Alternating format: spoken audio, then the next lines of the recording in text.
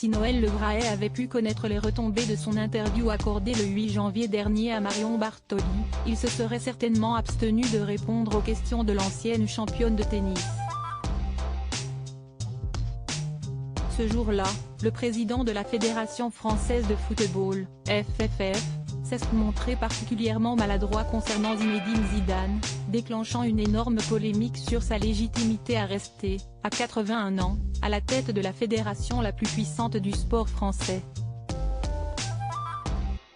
Derrière, Sonia Souid, une agente de joueurs réputée dans le milieu, a fait un témoignage à charge contre lui, l'accusant de harcèlement moral et déclenchant la mise en place d'un COMEX, qui a décidé de la mise en retrait du président jusqu'à nouvel ordre.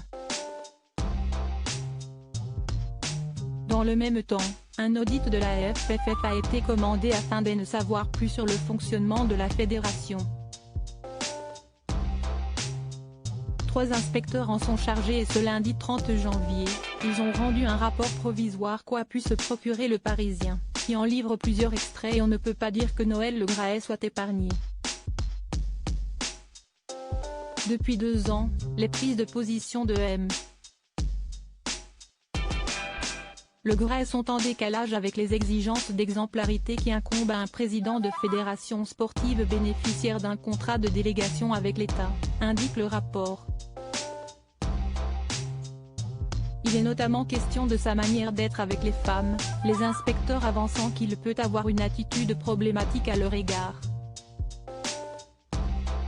Un comportement qui peut être qualifié au minimum de sexiste, peut-on y lire. Monsieur Le Graët ne dispose plus de la légitimité nécessaire pour administrer et représenter le football français dans ces conditions, les inspecteurs ne voient pas d'autre issue qu'une démission prochaine du président de la fédération.